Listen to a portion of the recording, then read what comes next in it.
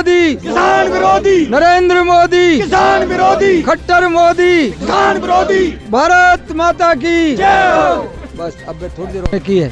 लेकिन इस आंदोलन की पहली विशेष सफलता ये है, इतना लंबा आंदोलन चला, आज तक कोई हिंसा नहीं हुई, शांतिपूर्ण आंदोलन चला है और ये आंदोलन अंत तक शांतिपूर्ण ही चलेगा। और अब सरकार जो खालिस्तानी कह रही थी, कम्युनिस्टों का और कांग्रेस का आंदोलन जो इसको बता रही थी, अब सरकार की समझ में ये तो आया है कि ये किसी पार्टी का और व्यक्ति का आंदोलन नहीं है, ये विशुद्ध रूप से किसानों का आंदोलन है और अंतोगत्वा किसान अपने अधिकार लेकर के रहेगा।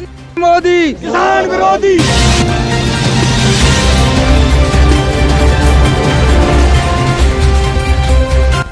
नमस्कार दोस्तों, आप सभी का बहुत बहुत स्वागत है मेरे इस यूट्यूब चैनल। शुरुआत करते हैं और आपको बताते हैं कि आखिर आज के इस वीडियो में आपको क्या कुछ जानने को मिलेगा और किस टॉपिक पर बेस्ड ये वीडियो है। लेकिन उससे पहले अगर आपने अभी तक मेरे चैनल को सब्सक्राइब नहीं किया है तो मेरे चैनल को सब्सक्राइब कीजिए। आप मुझे इंस्टाग्राम पर भी फॉलो कर सकते हैं, फेसबुक पर भी मेरा पेज। अभी स्वामी जी के विषय में परिचय आपका कराया।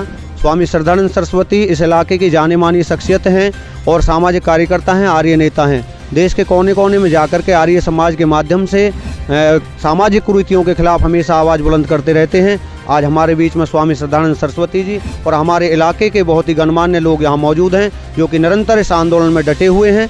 तो मैं स्वामी जी से पूछना चाहता हूँ, स्वामी जी आपने आज का यज्ञ का आयोजन किस उपलक्ष्य में किया? आज नेताजी सुभाष चंद्र बोस जो इस राष्ट्र के नायक हैं, उनका जन्मोत्सव था, उसके उपलक्ष्य में हम सब लोगों ने मिलकर के धरना स्थल पर किसानों की उपस्थिति में यज्ञ किया है और यज्ञ के ऊपर ये संकल्प लिया है, व्रत लिया है कि जब तक ये किसान आंदोलन चलता रहेगा, किसानों की भागीदारी रहेगी और इस उद्देश्य को लेकर के किसान निरंतर संघर्षरत रहेंगे।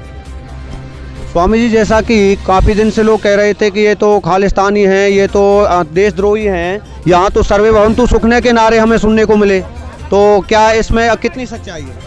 सर्वे भवन्तु सुखिनः सर्वे सन्तु निरामया, ये मानव संस्कृति, भारतीय संस्कृति का मूल मंत्र है कि सब सुखी हों, संसार में कोई दुखी ना रहे।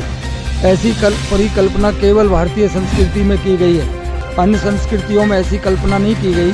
तो हम सबका ये है कि किसान सबका पेट भरता है, अन्न का उपार्जन करता है और अन्नदाता है किसान। और किसान आज आंदोलनरत है अपनी मांगों के लिए, लेकिन सरकार किसानों की बात को सुन नहीं रही है। पहले इनको खालिस्तानी कहा, फिर पाकिस्तानी कहा, फिर चीन के एजेंट कहा, अनेक प्रकार से किसानों को बदनाम करने की कोशिश सरकार ने की है। लेकिन इस आंदोलन की पहली विशेष सफलता ये है, इतना लंबा आंदोलन चला, आज तक कोई हिंसा नहीं हुई, शांतिपूर्ण आंदोलन चला है और ये आंदोलन अंत तक शांतिपूर्ण ही चलेगा। और अब सरकार जो खालिस्तानी कह रही थी, कम्युनिस्टों का और कांग्रेस का आंदोलन जो इसको बता रही थी, अब सरकार की समझ में ये तो आया है कि ये किसी पार्टी का और व्यक्ति का आंदोलन नहीं है, ये विशुद्ध रूप से किसानों का आंदोलन है और अंतोगत्वा किसान अपने अधिकार लेकर के रहेगा। कि नेताजी सुभाष चंद्र बोस ने महात्मा गांधी के सामने ये बात कही थी कि गांधी जी, अधिकार मांगे नहीं जाते हैं, अधिकार तो छीने जाते हैं। आज नेताजी का सौभाग्यवश ये जन्मदिन भी है, तो इसी प्रकार से किसान भी इस बात के लिए प्रयासरत है और उनका मुख्य उद्घोष है कि अधिकार मांगने से नहीं मिलेंगे, अधिकार सरकार से छीन करके रहेंगे। एमएसपी की गारंटी सरकार को देनी पड़ेगी।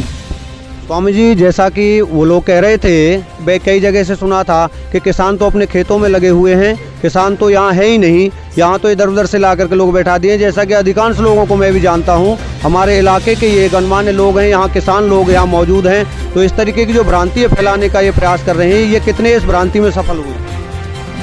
सही अर्थों में ये किसानों का आंदोलन है। सरकार कुछ कहे, सरकार के जो एजेंट हैं वो कुछ कहें, मोदी भक्त कुछ कहें, लेकिन वास्तव में ये आंदोलन किसानों का आंदोलन है। कहने से कुछ नहीं होता। यहाँ पर जो पलवल में अनशन चल रहा है, हमने गाजीपुर भी देखा है, टीकरी बॉर्डर पर भी देखा है, सिंघू बॉर्डर पर भी जाकर के देखा है। खेत में काम करने वाला किसान पूरी तरह से इस आंदोलन में शामिल है और ये जो भ्रांति फैलाई जा रही है कि ये नकली किसान है, वो जो कहने वाले हैं वो खुद नकली नेता हैं और वो नकली उनकी सरकार है जो इस प्रकार की भ्रांति फैला करके इस आंदोलन को खराब करने की कोशिश कर रही है।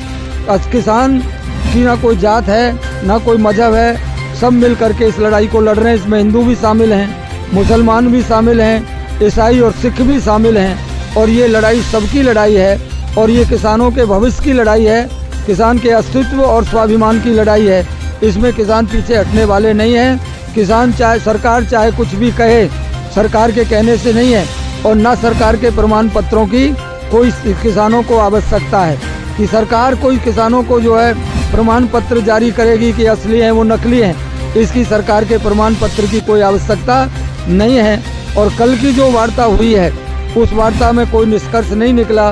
11 दौर की वार्ता हो चुकी, सरकार समय बर्बाद करती रही और कल तो सरकार ने भी अपने घोषणा कर दी कि हम तो इससे ज़्यादा किसानों को कुछ देने के लिए तैयार नहीं है। अनेक प्रकार के षड्यंत्र रचे जा रहे हैं। कल ही वहाँ पर सिंगू बॉर्डर के ऊपर एक नौजवान को पकड़ा गया जिसको भेजा गया था पैसे दे करके एक तुम्हें जा करके वहाँ पुलिस उसके किसान 4 किसान नेताओं की हत्या करनी है और उसके अलावा पुलिस पर गोलियां चलानी है और जिससे कि दोनों तरफ से गोलियां चलें और उससे आंदोलन बदनाम हो जाए। इस प्रकार का घटिया षड्यंत्र भी ये भारत सरकार के लोग कर रहे हैं। इससे ज़्यादा निंदनीय और घटिया काम कोई हो नहीं सकता कि जो अहिंसात्मक आंदोलन है उसमें हिंसा फैलवाने का काम सरकार कर रही है। स्वामी जी, जैसा कि सरकार ने हाथ खड़े कर दिए हैं और बिल्कुल स्पष्ट रूप से बोल दिया है कि हम इन तीनों बिलों को वापस नहीं लेंगे, तो आगे की अब जो यहाँ पे ये समिति बैठी हुई है, सब यहाँ जितने आंदोलनकारी बैठे हुए हैं और अन्य देश के बॉर्डरों पे जहाँ जहाँ भी आंदोलनकारी बैठे हुए हैं, जो उनकी सर्व समिति बनी हुई है, तो उनके अनुरूप या यहाँ जैसे वार्तालाप उनसे होता हो तो आपकी क्या कार्य होगी? राष्ट्रीय संयुक्त किसान मोर्चा, जिसमें देश के 400 के लगभग किसान संगठन शामिल हैं, सबने सर्वसम्मति से निर्णय लिया है कि जब तक एमएसपी की गारंटी और काले कानून वापस नहीं होंगे तब तक निरंतर ये आंदोलन जारी रहेगा। और 26 जनवरी को किसान शांतिपूर्ण ढंग से दिल्ली में प्रवेश करेंगे और अपना प्रदर्शन करेंगे, रोष प्रकट करेंगे और सरकार के सामने अपनी नाराजगी प्रकट करने के बाद अगला जो होगा 26 के बाद, लगता है किसान आंदोलन और लंबा चलेगा, लेकिन सरकार को मांग तो माननी ही पड़ेगी। तो राष्ट्रीय संयुक्त किसान मोर्चा जो योजना बनाएगा, जो आदेश करेगा, उसकी परिपालना हर धरना स्थल पर होगी। देखिए, ये थे हमारे बीच में स्वामी श्रद्धानंद सरस्वती, जिन्होंने बहुत ही विस्तार रूप से अपनी बातें, अपने योजनाएं और यहाँ के जो लोगों की बातें आपके बीच में रखी। उन्होंने बताया कि यहाँ बिल्कुल ही शुद्ध रूप से किसान यहाँ बैठे हुए हैं, ये बिल्कुल भ्रांति है, अनेक प्रकार की झूठ और अफवाहें चलाई जा रही हैं और ये झूठ और अफवाहें सोशल मीडिया के माध्यम से आप सभी को ये पता भी चल रही है कितने प्रकार से वो लोग अपनी साजिशें रच रहे हैं, लेकिन फिर भी किसान यहाँ डटे हुए हैं। तो स्वामी जी ने बड़े विस्तार रूप से बताया कि यहाँ शुद्ध रूप से किसान हैं और अपने आंदोलन को इसको और जैसे ही ऊपर से मार्गदर्शन मिलता रहेगा उसी रूप से गति रूप बढ़ाते रहेंगे। आप सभी का बहुत बहुत धन्यवाद। आप बने रहिए हमारे साथ DPI न्यूज़ चैनल के साथ में और हम फिर पुनः आपको जब से ही हमें कोई जानकारी मिलेगी हम आपको फिर लेकर के आते हैं दोबारा। आप सभी का बहुत बहुत धन्यवाद। नमस्कार।